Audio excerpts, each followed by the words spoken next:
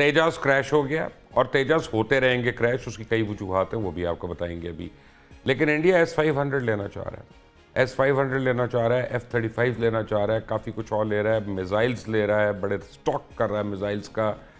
फिर वो 104 रफाइल्स जो हैं वो ख़रीद रहा है मज़ीद फ्रांस से, डसॉल्ट कंपनी से।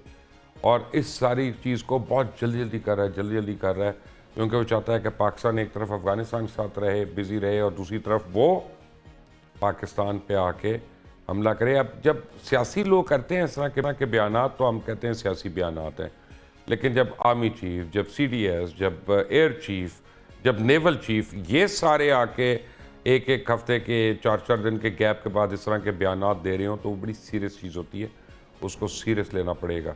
क्या पाकिस्तान मौजूदा हालात में इन चैलेंजेस का मुकाबला कर सकता है? क्या पाकिस्तान एयरफोर्स दोबारा अपनी वही स्टेलर परफॉर्मेंस दिखा सकती है? क्या हम S-500 का तोड़ कर सकते हैं, F-35 का तोड़ कर सकते हैं? क्या तेजास अगर हमारे सामने आ जाए, अब बिलफर्ज उड़ ही पड़ा अगर, तो क्या हम उसको गिरा सकते हैं? बहुत से सवालात हैं, इनका जवाब देना है। Air commodore retired Khalid Chishti ने आज मैं स्पेशल रिक्वेस्ट इस्लामाबाद से लाहौर में है, स्टूडियोज़ में हमारे साथ, और आप भी इसमें कॉल करके एयर कॉमोडोर से सवाल कर सकते हैं। और आप नंबर लिख लें अपने सामने स्क्रीन पे, 04237120-152, 04237120-151। इन दोनों नंबर्स पे आप कॉल कर सकते हैं। आपकी मैं एयर कॉमोडोर खालिद चिश्ती से बात भी कराऊंगा। Thank you so much for joining us. ये जो तेजास गिरा, ये तो गिरना ही था, बिकॉज मैं ये बिलीव करता हूँ कि एविएशन डिज़ास्टर जो है एक सीरीज़ ऑफ इवेंट्स होता है, वो एक आइसोलेटेड इवेंट नहीं होता। और जो आपने भी अपनी वीडियो में कवर किया, उसको बड़ी खुश उसलूबी से हमने भी कोशिश उनको बताने की। लेकिन अब सवाल ये पैदा होता है कि तेजास के अलावा वो इतने जहाज़ लेना चाह रहे हैं, इवन वो रशियन प्लेन्स के ऊपर भी हैं, they are good planes, they are good aircraft. लेकिन हमने देखा कि MiG-21 का क्या हाल इन्होंने किया था। इंडियंस ने 450 के करीब इन्होंने क्रैश किए हैं टोटल, और 210 पायलट्स इनके मर चुके हैं उसमें। अल्हम्दुलिल्लाह पाकिस्तान तो चला रहा है, अभी भी चला रहा है, उसको रिवर्स इंजीनियरिंग करके 11 ममालिक दुनिया के जो हैं वो MiG-21 चला रहे हैं, उनके नहीं इस तरह एक्सीडेंट्स हो रहे। व्हाट इज़ गोइंग रॉन्ग यहाँ पे? पहले तो ये बताएं इंडिया के साथ। बहुत शुक्रिया मिर्शा साहब ने इनवाइट किया, और ज़ाहिर इंटरेस्ट बड़ी मेरी इंटरेस्ट का सबसे सब्जेक्ट है, इसलिए शायद मैं कुछ इंसाफ करने की कोशिश करूँगा।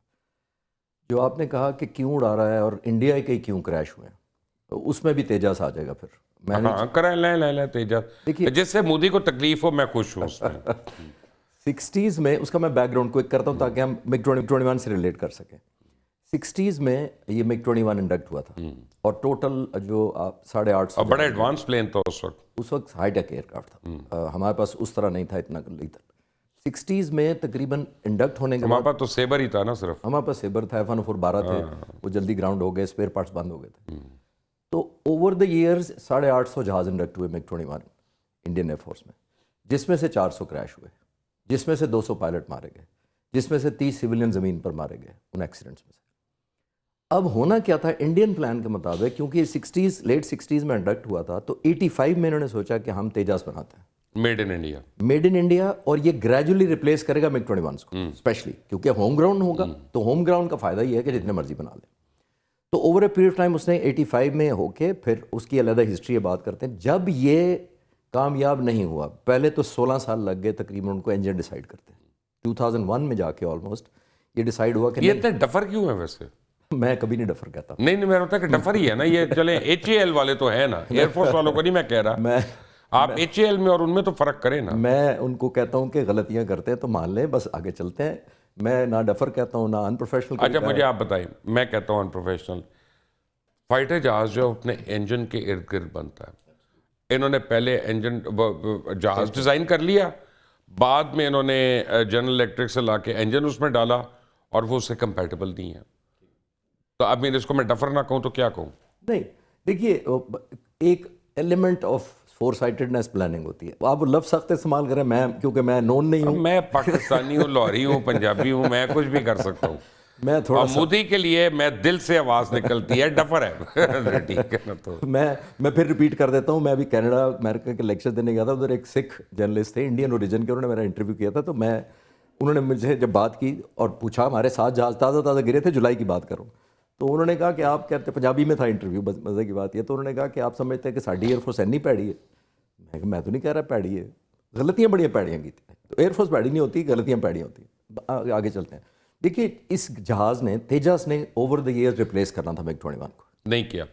نہیں کرنے میں سارا جملہ چھپا ہوا ہے. سارا جو کریشز ہے, جب آپ کو ٹائم پہ ڈلیوری نہ ملے ریپلیسمنٹ جہازوں کی, تو آپ کیا کریں گے؟ آپ 850 جہازوں کو گراؤنڈ تو نہیں کر دیں گے, آپ اسکواڈن تو نہیں کم کر دیں گے. ان کے پہلے ہی 43 اسکواڈن کے اگینسٹ 32 یا 33 اسکواڈن آپریٹ کر رہے تھے. تو جب آپ کو جہاز نہیں ملے تو کیا کریں گے؟ آپ ایڈ ہاک مینٹیننس کریں گے MiG-21 کی, شارٹ کٹس لگائیں گے, کینبلائزیشن کریں گے, جس کا مطلب ہوتا ہے ایک جہاز سے اتارا پرزا, اس کا پینل اس کو چلا دیا, اڑا لیا, پھر اس کا اڑا کے ادھر چلا دیا. تو دس از کینبلائزیشن. بلال گنج بنا دیے جہازوں کا. میں اس لیے آپ کو پتہ ہے سارا, لیکن میں آپ کے ویورز کے لیے تھوڑا سمپلیفائی کر رہا ہوں. آپ ویورز آپ کال بھی کر سکتے ہیں, یہ پتہ نہیں نمبر کیوں نہیں دے رہے. میں کہتا ہوں ان سے پروڈیوسر سے کہ آپ کی اسکرین پہ نمبر دیں. جی. تو اوور اے پیریڈ ٹائم جب نہیں ریپلیس کیا تو MiG-21 پر پریشر آیا, مینٹیننس پریشر آیا, سروائیبلٹی پریشر آیا, سروسبلٹی کا پریشر آیا. جب پریشر آتا ہے مینٹیننس کے اوپر تو فائٹر جہاز کار کی طرح نہیں ہوتا کہ انجن بند ہو گیا. چھوڑیں سر اپنا ایئر کاموڈور خالد چشتی, 2 ٹوک آپ سے پوائنٹ بلینک سوال کروں, سچ جواب دیں گے آپ؟ آپ نے ابھی سیاسی جواب دیا مجھے کہ ایئر فورس بری نہیں ہوتی, میں کہتا ہوں ہے بری. اب ریزن سنیں آپ. انڈین ایئر چیف نے پوری دنیا کے سامنے آ کے جھوٹ بولا کہ ہم نے یہ کیا یہ کیا یہ کیا. میرا اگر باس یہاں پہ جھوٹ بولے اور پوری دنیا کہے کہ میں ریزائن کر جاؤں گا, ٹھیک ہے نا, مورل اتھارٹی کیا رہے گی اس کی ان لوگوں کو کمانڈ کرنے کی جو اپنی فورس کے متعلق جھوٹ بول رہا ہے, اور جن لوگوں نے جانے دی ہیں وہاں پہ ان کو آنر نہیں کر رہا. میں کیسے اس کو پروفیشنل مان لوں؟ آپ کی بات بالکل ٹھیک ہے. 9 جنوری کا ایک طرف میں آنیسٹی کے بھی نمبر دیتا ہوں. 9 جنوری کو پبلک سیمینار میں AP Singh air chief marshal صاحب نے, اس نے کہا کہ مجھے جہاز اور چاہیے تاکہ میں ریلیونٹ رہ سکوں, اور نے کہا HAL is not capable, اور دشمن پر اپنا خوف رکھ سکوں. ریلیونس اور خوف وہ دونوں ٹوٹ گئے مئی میں. مایوسی کا وہ عالم دیکھیں. اچھا ایک ایئر فورس چیف اگر ایسا ہوتا کہ چلو برداشت کر لیتا, 30 مئی, دوبارہ میں ڈیٹس اس لیے بتا رہا ہوں کہ لوگ ڈھونڈ سکیں, 30 مئی کو دوبارہ ایک تقریر کہتے ہیں, اور اس میں پھر کہا انہوں نے, اور کہا کیا کہ جب میں کانٹریکٹ سائن کر رہا ہوتا ہوں ایز ایئر فورس چیف کہہ رہے ہیں, تو مجھے پتا ہوتا ہے یہ ٹائم پہ ڈلیور نہیں ہونا. I mean look at the leak of faith system کے اندر, یا ایلیمنٹ آف بے بسی. میں پاک فضائی کوئٹہ سے کالر ہے ندیم. ندیم صاحب السلام علیکم. السلام علیکم سر. کیسے ہیں آپ؟ خیریت سے ہیں؟ میں آپ کا بہت بڑا, پہلے آپ بتائیں مودی ڈفر ہے نا؟ سر بہت بڑا ڈفر, بہت بڑا ڈفر ہے, بالکل ہے. بہت بڑا ڈفر ہے. ہاں آپ بتائیں. میں یہ سوال کرنا چاہتا ہوں کہ ان سے یہ پوچھا جائے کہ ہمارا جو JF-17 تھنڈر, یہ اس کے مقابلے میں ان کا کچھ بھی نہیں ہے. کیا مطلب کچھ بھی نہیں ہے؟ جو ان کا تیجس جہاز ہے یہ ہمارے JF, اچھا اس کے سامنے وہ کچھ بھی نہیں ہے. ٹھیک ہے, تھینک یو ندیم. کوئٹہ سے سوال ہے کہ جی وہ پرائیڈ میں کہہ رہے ہیں کہ بلاک 3 کے سامنے وہ کچھ بھی نہیں ہے. میں تو بالکل ایبسولوٹلی پرائڈ میں شامل ہوں آپ کے ساتھ. میں تو جو ایک ڈفرینٹ بات ہے, ایبسولوٹلی کوئی شک نہیں. میں پوری ڈاکومنٹری ابھی بنا رہا ہوں آج کل JF-17 تھنڈر پہ, بلاک 3 پہ. میں پورا دن ان پائلٹس کے گزار کے آیا تھا. ایک زبردست مشین ہے اور زبردست پائلٹس ہیں. میں تو ان کے آپریشن سن کے آیا تھا, جو وار پلان تھے وہ تو بعد میں مئی میں ہو گئے, میں مئی سے پہلے گیا تھا.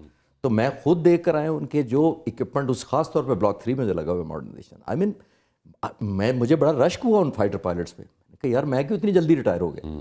It is such a good machine, trust وردی. اور شکر کرے آپ ریٹائر ہو گئے, ورنہ آپ بھی اس ونگ کمانڈر کی طرح کے لیٹے ہوتے لمبے. اپنا نہیں مار سکتا نا اس عمر میں 8 جی, اپنا ختم ہو گئی بات. آپ اپنا, اللہ تعالیٰ نے ہر چیز کے لیے ایک عمر پیدا کی ہوتی ہے. انہوں نے اپنے پائلٹ کو جان بوجھ کے مروایا ہے. میں تو یہ کہہ رہا ہوں Indian government is responsible for that murder. Bashir صاحب, دنیا میں کوئی, جو آپ نے شروع میں کہا, دنیا میں کوئی فائٹر جہاز نہیں بنتا انجن کی بیس کے بنیاد, اور 16 سال بعد تو بالکل نہیں بنتا.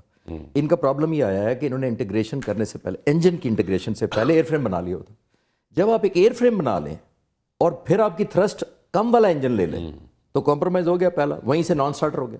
اس کی کمپیٹیبلٹی, اس کی وائبریشن ایشو, اس کی پلیسنگ, اس کی high altitude, oil leak, oil leaks کے علاوہ دیکھیں, آئل لیک کے علاوہ ہائی آلٹیچیوڈ منورنگ, کمپریسر کی ٹرننگ, ساری انجن کی پاور دینی ہوتی ہے اس نے, جنریٹرز کو, الٹرنیٹر کو, انورٹر کو, ایئر کنڈیشننگ کو, کتنی پاور انجن نے دینی ہوتی ہے.